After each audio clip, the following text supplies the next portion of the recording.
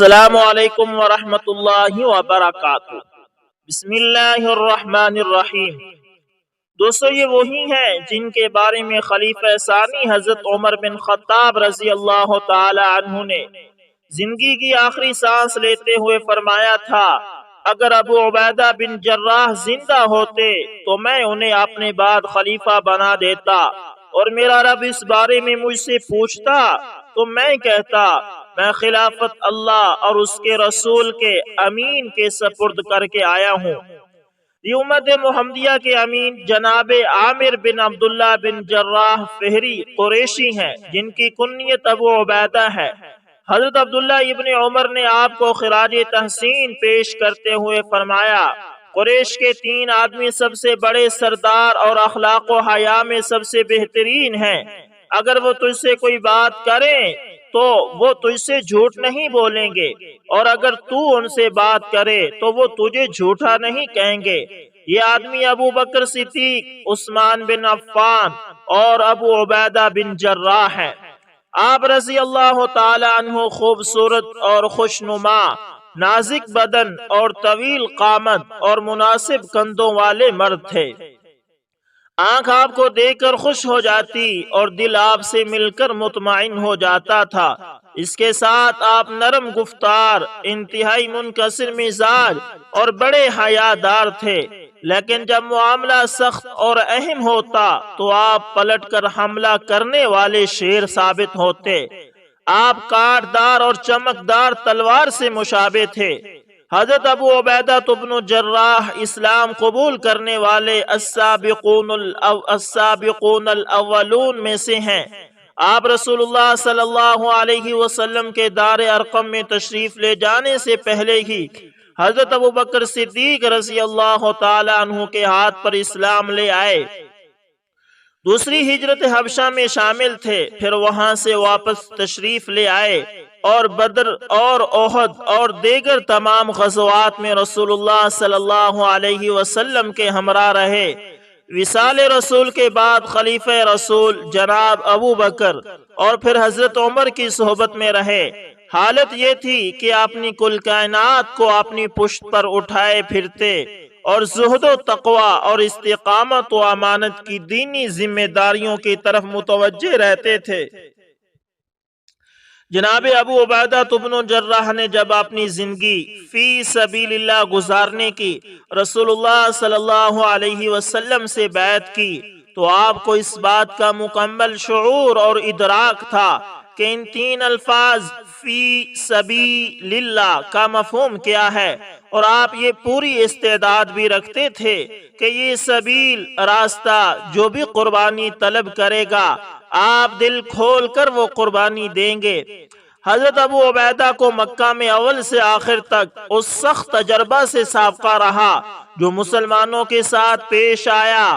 آپ نے اولین مسلمانوں کے ساتھ اس سنگینی اور سختی، تنگی اور ترشی اور علم و حزن کو برداشت کیا جو روئے زمین پر کسی دین کے پیروکاروں کو پیش نہیں آئے۔ جناب ابو عبیدہ اس آزمائش میں ثابت قدم رہے اور ہر موقع پر اللہ اور رسول کی تصدیق کا دم بھرتے رہے، لیکن غزوہ بدر کے روز پیش آنے والی سخت ترین صورتحال اپنی سنگینی میں اس قدر شدید ہے کہ سوچنے والے اس کے متعلق سوچ سکتے، نہ تصور کرنے والے اس کے بارے میں تصور کر سکتے ہیں۔ بدر کے روز جناب ابو عبیدہ دشمن کی صفوں میں اس طرح پہنچے تھے جس طرح موت سے بے خوف آدمی خطرات میں کود پڑتا ہے۔ مشرکین نے آپ کی یہ ہیبت ناک کیفیت دیکھی تو سہم گئے۔ آپ موت سے بے پرواہ ہو کر میدان جنگ میں چکر لگا رہے تھے۔ قریش مکہ کے شاہ سوار آپ کی اس بے باکانہ جرت کو دیکھ کر خوف زدہ ہو گئے۔ جب بھی آپ کے ساتھ سامنا ہوتا تو پہلو بچا کر نکل جاتے، لیکن ایک آدمی ہر طرف آپ کے آڑے آ رہا تھا اور آپ اس کا سامنا کرنے سے گریز کر رہے تھے۔ اس آدمی نے حملہ کرنے میں کوئی کسر نہ چھوڑی، جبکہ آپ مسلسل اس سے دور رہنے کی کوشش کر رہے تھے۔ اس آدمی نے آپ کے تمام راستے مسدود کر کے رکھ دیے اور آپ اور اللہ کے دشمنوں کی لڑائی میں رکاوٹ بن کر کھڑا ہو گیا۔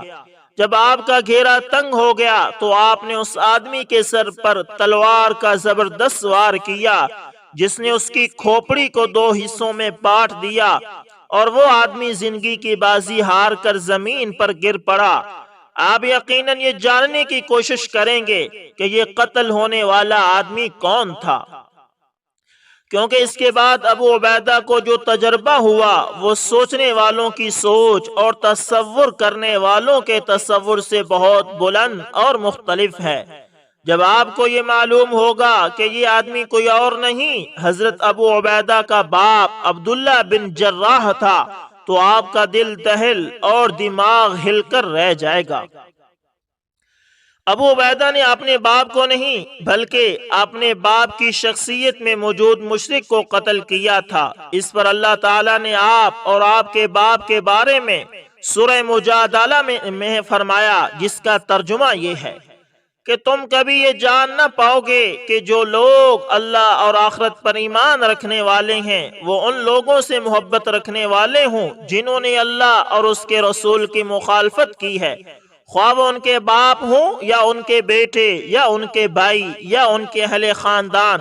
یہ وہ لوگ ہیں جن کے دلوں میں اللہ نے ایمان ثبت کر دیا اور اپنی طرف سے ایک روح عطا کر کے ان کو قوت بخشی ہے، اور ان کو ایسی جنتوں میں داخل کرے گا جن کے نیچے نہریں بہتی ہوں گی، ان میں وہ ہمیشہ رہیں گے۔ اللہ ان سے راضی ہوا اور وہ اللہ سے راضی ہوئے، وہ اللہ کی پارٹی کے لوگ ہیں۔ خبردار رہو، اللہ کی پارٹی والے فلاح پانے والے ہیں۔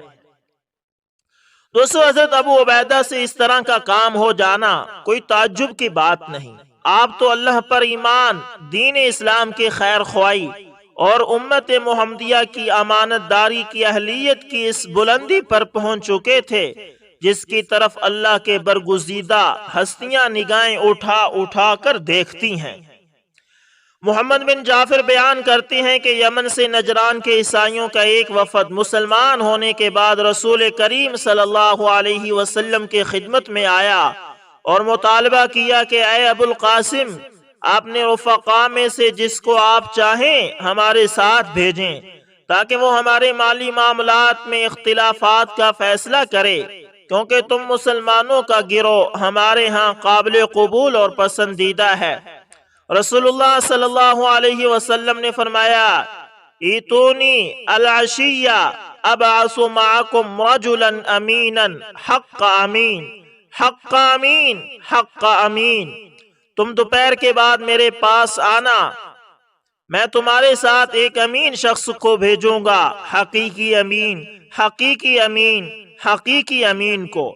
حضرت عمر بن خطاب رضی اللہ تعالیٰ عنہ فرماتے ہیں کہ میں نماز ظہر کے لیے بہت پہلے چلا گیا اور اس روز میں نے اس امید پر امارت قیادت کی خواہش رکھی کہ میں اس تعریف کا مستحق قرار پاؤں۔ جب رسول اللہ صلی اللہ علیہ وسلم ظہر کی نماز پڑھانے کے بعد اپنے دائیں بائیں نظر دوڑانے لگے تو میں ذرا نمایاں ہونے لگا تاکہ آپ مجھے دیکھ لیں، لیکن آپ مسلسل ہمارے درمیان نگاہ دوڑاتے رہے حتیٰ کہ آپ نے ابو عبیدہ بن جراح کو دیکھ کر اپنے پاس بلایا اور فرمایا، اخرج معہم فقضی بینہم بالحق فیما اختلفوا فیہ، کہ ان لوگوں کے ساتھ جاؤ اور ان کے اختلافات کا حق کے ساتھ فیصلہ کرو۔ حضرت عمر کہتے ہیں، میں نے کہا یہ اعزاز ابو عبیدہ لے گیا۔ حضرت ابو عبیدہ بن جراح محض امین نہ تھے بلکہ آپ نے امانت کے ساتھ قوت و طاقت کو بھی ملا رکھا تھا۔ آپ کی اس قوت کے مظاہرے کئی مواقع پر سامنے آئے۔ اس کا مظاہرہ اس روز بھی سامنے آیا جب رسول اللہ صلی اللہ علیہ وسلم نے اپنے صحابہ کی ایک جماعت کو قریش کے ایک قافلے کے تعاقب کے لیے بھیجا تھا اور آپ کو اس جماعت کا امیر بنایا تھا۔ ان لوگوں کو زیادہ راہ کے طور پر کھجوروں کی ایک تھیلی کے علاوہ اور کچھ میسر نہ آیا تھا۔ آپ اپنے ساتھیوں میں ہر آدمی کو روزانہ ایک کھجور دیا کرتے تھے۔ آدمی کھجور کو یوں چوستا رہتا جیسے بچہ ماں کا دودھ چوستا ہے۔ پھر آدمی پانی پی لیتا اور دن بھر اسی پر کفایت کرتا۔ غزوہ احد میں آپ فتح کے لیے نہیں بلکہ مشرکین کی تباہی کے لیے مصروف قتال تھے۔ البتہ اس سے بلکہ ہر چیز سے زیادہ انہیں یہ بات عزیز تھی کہ رسول اللہ صلی اللہ علیہ وسلم کی زندگی کو خطرے میں نہ پڑنے دیا جائے۔ اس لیے آپ نے یہ فیصلہ کر رکھا تھا کہ آپ میدان میں رسول اللہ صلی اللہ علیہ وسلم کے قرب و جوار ہی میں رہیں گے۔ مارکا گرم ہوا تو آپ بھی شرک و سنیت کے ان لشکروں پر تلوار زنی میں مشغول ہو گئے جو بغاوت و عداوت کا اظہار کرتے ہوئے آئے تھے اور اللہ کے نور دین اسلام کو بجھانا چاہتے تھے۔ دوران قتال جب بھی صورتحال آپ کو رسول اللہ صلی اللہ علیہ وسلم سے دور کر دیتی اور آپ مصروف قتال ہوتے تو نظریں اپنی تلوار کے واروں پر نہیں بلکہ اس جگہ پر رکھتے جہاں اللہ کے رسول صلی اللہ علیہ وسلم قیام فرما ہوتے۔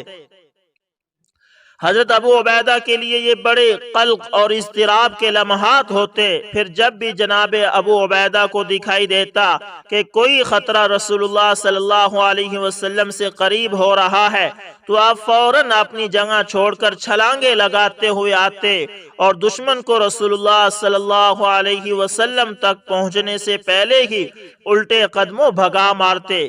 انہی سنگین لمحات میں سے ایک لمحہ وہ بھی تھا جب جنگ اپنے نقطہ عروج پر تھی اور جناب ابو عبیدہ کو دشمن کے جتھے نے گھیرے میں لے لیا تھا۔ اس دوران آپ کی نظریں شکرے جیسی تیزی سے رسول اللہ صلی اللہ علیہ وسلم کے کھڑے ہونے کی جگہ پر گڑی ہوئی تھی۔ قریب تھا کہ آپ اس وقت اپنے ہوش گم کر بیٹھتے جب آپ نے دیکھا کہ مشرکین کے ہاتھوں سے ایک تیر نکل کر نبی کریم صلی اللہ علیہ وسلم کو جا لگے گا۔ آپ نے تیزی سے ان محاصرین میں اپنی تلوار یوں چلائی گویا یہ ایک نہیں 100 تلوار چل رہی ہو اور دشمن کو منتشر کر کے دم لیا۔ پھر آپ رسول اللہ صلی اللہ علیہ وسلم کی جانب لبکے تو آپ کے چہرہ مبارک سے پاکیزہ خون کو بہتے دیکھا اور دیکھا کہ رسول امین صلی اللہ علیہ وسلم اپنے دستے مبارک سے خون پونج رہے ہیں اور فرما رہے ہیں کیف یفلح قوم خضبوا وجہ نبیہم وہو یدعوہم الی ربہم۔ وہ قوم کیسے فلاح پا سکتی ہے جس نے اپنے ہی نبی کے چہرے کو سرخ کر دیا ہو جبکہ وہ نبی انہیں ان کے رب کی طرف بلاتا ہو۔ غزوہ احد کے روز جب مسلمانوں کو شکست کا سامنا کرنا پڑا اور مشرکین کے ایک شخص نے یہ للکار لگائی کہ مجھے محمد کے بارے میں بتاؤ، مجھے محمد کے بارے میں بتاؤ، تو اس وقت حضرت ابو عبیدہ ان 10 آدمیوں میں سے ایک تھے جو رسول کریم صلی اللہ علیہ وسلم کو حفاظتی حصار میں لیے ہوئے تھے تاکہ مشرکین کے تیروں کو اپنے سینوں کی ڈھال سے روک سکیں۔ اس مارکے میں رسول کریم صلی اللہ علیہ وسلم کا سامنے کا ایک دان ٹوٹ گیا، پیشانی مبارک زخمی ہو گئی، سر پر پہنی خود کی 2 کڑیاں رخسار مبارک میں دھنس گئی۔ اختتام مارکہ کے بعد حضرت ابو بکر صدیق رضی اللہ تعالی عنہ ان کڑیوں کو نکالنے کے لیے آگے بڑھے تو جناب ابو عبیدہ بن جراح نے ان سے درخواست کی کہ میں تمہیں قسم دے کر یہ مطالبہ کرتا ہوں کہ یہ کام میرے لیے چھوڑ دو۔ حضرت ابو بکر صدیق رضی اللہ تعالی عنہ نے ان کا یہ مطالبہ مان لیا۔ حضرت ابو عبیدہ بن جراح کڑیاں نکالنے کے لیے آگے بڑھے تو آپ کو تشویش لاحق ہوئی کہ اگر ہاتھ سے ان کڑیوں کو نکالیں گے تو رسول اللہ صلی اللہ علیہ وسلم کو تکلیف ہوگی۔ پھر آپ نے اپنے سامنے کے دانتوں سے مضبوطی کے ساتھ پکڑ کر ایک کڑی کو کھینچ کر باہر نکال دیا مگر آپ کا دانت بھی ٹوٹ کر نیچے گر پڑا۔ پھر آپ نے دوسری کڑی کو اپنے سامنے کے دوسرے دانتوں سے پکڑا اور باہر کھینچ لیا اور آپ کا دوسرا دانت بھی ٹوٹ گیا۔ حضرت ابو عبیدہ بن جراح رضی اللہ تعالی عنہ نے بطور امین جس طرح رسول اللہ صلی اللہ علیہ وسلم کے ساتھ زندگی گزاری تھی آپ کے وصال کے بعد بھی اسی طرح امین رہے، اپنی ذمہ داریوں کی انجام دہی میں ایسی امانت سے کام لیا کہ اگر روئے زمین کے انسان اس امانت کو تقسیم کرنا چاہیں تو وہ ان سب کے لیے کافی ہو جائے۔ سقیفہ بنی ساعدہ میں خلافت ابو بکر کے لیے بیعت کے موقع پر حضرت عمر بن خطاب نے آپ سے کہا کہ اپنا ہاتھ پھیلائیے، میں آپ کے ہاتھ پر بیعت کروں، کیونکہ میں نے رسول اللہ کو فرماتے سنا ہے ان لکل امت امینا وانت امین هذه الامہ، ہر امت کا ایک امین ہوتا ہے اور اس امت کے امین آپ ہیں، یعنی حضرت ابو عبیدہ بن جراح۔ مگر آپ رضی اللہ تعالیٰ عنہ نے فرمایا میں اس آدمی سے آگے کیسے ہو سکتا ہوں جس کو رسول اللہ صلی اللہ علیہ وسلم نے حکم دیا کہ وہ نماز میں ہماری امامت کرائے، اور وہ آدمی رسول کریم صلی اللہ علیہ وسلم کی وفات تک ہماری امامت کراتا رہا ہو۔ اس کے بعد حضرت ابو بکر صدیق رضی اللہ تعالیٰ عنہ کے ہاتھ پر آپ نے بیعت کر لی اور باقیوں نے بھی بیعت کر لی، تو آپ حق کے معاملے میں جناب صدیق کے بہتر خیر خواہ اور بھلائی کے معاملے میں ان کے بہترین مددگار ثابت ہوئے۔ آپ نے پرچم اسلام کے تحت ایک سپاہی کی حیثیت سے اپنی پیش قدمی اور فضل و برتری کے اعتبار سے یوں کام کیا گویا آپ امیر تھے، اور باحیثیت امیر اپنے اخلاص و تواضع کا یوں مظاہرہ کیا گویا آپ عام مسلمان سپاہیوں میں سے ایک تھے۔ جب ایک بہت بڑے فیصلہ کن معرکے میں حضرت خالد بن ولید رضی اللہ تعالی عنہ اسلامی لشکر کی کمان کر رہے تھے تو امیر المؤمنین حضرت عمر بن خطاب رضی اللہ تعالی عنہ نے ان کی جگہ آپ کو امیر لشکر بنا دیا۔ پھر آپ امیر المؤمنین رضی اللہ تعالی عنہ کا یہ نیا حکم لے کر اسلامی لشکر میں پہنچے تو اس حکم کو آپ نے دل میں ہی چھپائے رکھا، یہاں تک کہ فتح حضرت خالد بن ولید رضی اللہ تعالی عنہ کے ہاتھوں اپنی تکمیل کو پہنچ گئی۔ جب آپ نے امیر المومنین کا خط حضرت خالد کو پیش کیا تو انہوں نے اسے پڑھنے کے بعد کہا ابو عبیدہ اللہ تم پر رحم فرمائے، تمہیں کس چیز نے روکا تھا کہ تم آتے ہی مجھے یہ خط دے دیتے؟ امین الامہ نے جواب دیا مجھے یہ پسند نہ آیا کہ میں تمہاری جنگ میں حائل ہو جاؤں، اور دنیا کی حکمرانی تو ہم چاہتے نہیں ہیں اور نہ دنیا کے لیے ہم عمل کرتے ہیں، ہم سب اللہ کے معاملے میں بھائی بھائی ہیں۔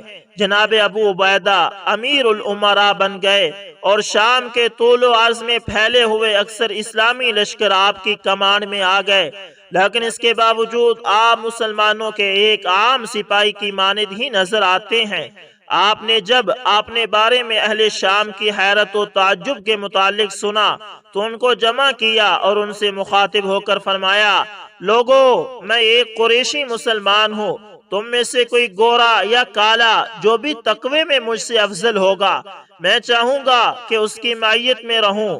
دیکھیے یہ اس شخص کے الفاظ ہیں دوستو، اور ان لوگوں سے کہے جا رہے ہیں جو آپ کی قوت و عظمت اور امانت سے حیرت زدہ ہو کر رہ گئے تھے۔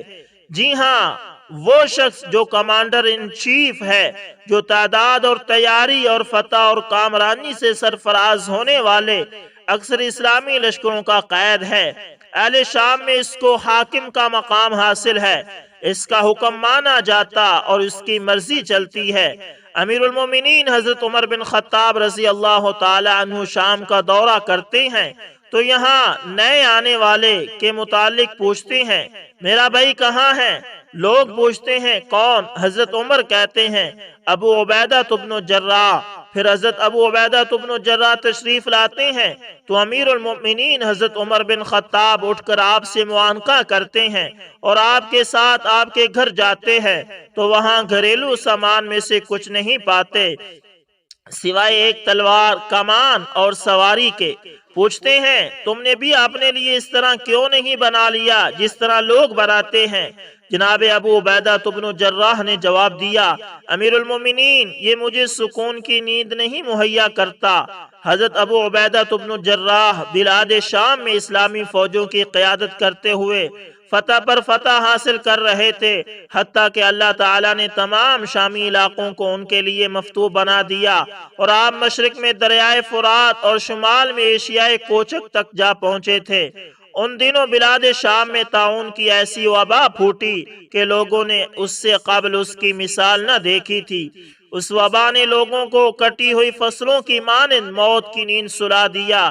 یہ صورتحال دیکھ کر حضرت عمر بن خطاب رضی اللہ تعالی عنہ نے فوراً قاصد کو خط دے کر حضرت ابو عبیدہ بن جراح رضی اللہ تعالی عنہ کے پاس بھیجا، جس میں لکھا تھا کہ مجھے آپ سے انتہائی ضروری کام ہے جس کے بغیر میرے لیے کوئی چارہ نہیں۔ اگر میرا یہ خط رات کو آپ کے پاس پہنچے تو میں آپ کو قسم دیتا ہوں کہ آپ صبح ہونے سے پہلے ہی میری طرف چل پڑیں، اور اگر دن کو ملے تو شام ہونے سے پہلے چل پڑیں۔ پھر آپ نے حضرت عمر کو لکھا، امیر المومنین، مجھے معلوم ہو گیا ہے کہ آپ کو مجھ سے کیا کام ہے۔ میں مسلمان لشکر میں ہوں اور مجھے اس چیز سے بھاگنا پسند نہیں جو ان کو درپیش ہو، اور میں ان کو اس وقت تک چھوڑ کر نہیں جانا چاہتا جب تک میرے اور ان کے بارے میں اللہ تعالیٰ اپنا حکم جاری نہ کر دے۔ آپ کے پاس جب میرا یہ خط پہنچے تو مجھے اس قسم سے آزاد کر دیجئے جو آپ نے مجھے دی ہے، اور مجھے یہیں رہنے کی اجازت دیجئے۔ حضرت عمر نے خط پڑھا تو رو پڑے اور آنکھیں اشکبار ہو گئی۔ اس موقع پر موجود اس آدمی نے آپ کے رونے کی شدت کو دیکھ کر پوچھا، امیر المومنین، کیا ابو عبیدہ وفات پا گئے ہیں؟ حضرت عمر نے کہا، نہیں، وہ فوت تو نہیں ہوئے، مگر موت ان کے قریب ہے۔ پھر حضرت عمر کا یہ گمان غلط نہ ہوا، اور کچھ ہی مدت بعد حضرت ابو عبیدہ کو طاعون نے آ لیا۔ جب موت کا وقت قریب آیا تو آپ نے اپنے لشکر کو وصیت کرتے ہوئے کہا، میں تمہیں ایسی وصیت کرتا ہوں کہ اگر تم نے اسے قبول کر لیا تو ہمیشہ خیر تمہارا مقدر رہے گی۔ نماز قائم کرو، رمضان کے روزے رکھو، صدقات دیا کرو، حج اور عمرہ کرو، آپس میں حق و صبر کی تلقین کرتے رہو، اپنے حکمرانوں کو خیر خواہ رہو اور ان کو دھوکہ نہ دو، کہیں دنیا تمہیں ہلاک نہ کر دے۔ اگر آدمی کو 1000 برس بھی عمر مل جائے تب بھی وہ اس موت سے نہیں بھاگ سکتا جس کو تم دیکھ رہے ہو۔ والسلام علیکم ورحمۃ اللہ وبرکاتہ۔ پھر آپ نے حضرت معاذ بن جبل کی طرف متوجہ ہو کر کہا، معاذ، لوگوں کو نماز پڑھاؤ۔ اس کے بعد جلد ہی آپ کی پاکیزہ روح پرواز کر گئی۔ پھر حضرت معاذ بن جبل رضی اللہ تعالی عنہ کھڑے ہوئے اور لوگوں کو مخاطب ہو کر کہا، لوگو، تم لوگ ایک ایسے آدمی کی موت کے صدمے سے دوچار ہو رہے ہو جس سے بڑھ کر نیک دل، اخلاق رذیلہ سے کنارہ کش، آخرت کی محبت میں گرفتار اور عامت المسلمین کا خیر خواہ، اللہ کی قسم میں نے کوئی نہیں دیکھا۔ ایسے شخص کے لیے دعائے رحمت کرو، اللہ تم پر رحم فرمائے گا۔ جب آپ کی وفات کی خبر دارالحکومت مدینہ منورہ میں پہنچی تو خلیفہ وقت حضرت عمر فاروق رضی اللہ تعالی عنہ نے آپ کو یوں خراج تحسین پیش کیا کہ اگر میں کوئی خواہش رکھتا تو اس کے سوا کچھ نہ ہوتی کہ مجھے ایک ایسا گھر مل جائے جو ابو عبیدہ جیسے افراد سے معمور ہو۔ امین الامت جناب ابو عبیدہ بن جراح اس سرزمین میں فوت ہوئے جس کو آپ نے ایران کی بت پرستی اور روم کی پامالی سے پاک کیا تھا۔ آج اردن کی سرزمین میں آپ اسودہ خواب ہیں۔ تو دوستو، یہ تھے حضرت ابو عبیدہ بن جراح رضی اللہ تعالی عنہ، جن کی محبت اور عشق اللہ اور اللہ کے رسول کے ساتھ آپ نے دیکھ لیا ہے کہ اسلام کے خلاف اٹھنے والی اپنے والد کی تلوار کو بھی انہوں نے نہیں بخشا۔ انہوں نے اسلام کے خلاف اپنے والد کو بھی اجازت نہیں دی کہ وہ کچھ کر سکے اور اس کا سر قلم کر دیا۔ دوستو، یہ تھا صحابہ کرام رضوان اللہ علیہم اجمعین کا عشق جو اللہ اور اللہ کے رسول کے ساتھ تھا۔ اور پھر حضرت ابو عبیدہ بن جراح کے بارے میں اللہ تعالیٰ نے قرآن بھی نازل کر دیا کہ یہ ایسے لوگ ہیں جن کو نہ خاندان، نہ رشتہ دار، نہ ماں باپ اللہ سے جدا کر سکتا ہے۔ دوستو، آج اگر ہم کامیاب ہونا چاہتے ہیں تو ہمیں صحابہ کرام رضوان اللہ علیہم اجمعین کے نقش قدم پر چلنا پڑے گا۔ ہمیں صحابہ کو آئیڈیل بنانا پڑے گا، ہمیں صحابہ کی زندگیوں سے روشنی لے کر اس سفر کو طے کرنا پڑے گا۔ تو دوستو اس لیے ضروری ہے کہ ہم صحابہ کرام رضوان اللہ علیہم اجمعین کی زندگیوں کا مطالعہ کریں، ان کو پڑھیں اور اپنے آپ کو بھی اس بات کا پابند بنائیں کہ صحابہ کرام کی زندگیوں پر چلیں، اور اپنے بچوں کو بھی صحابہ کرام رضوان اللہ علیہم اجمعین کی زندگیوں کے قصے سنائیں۔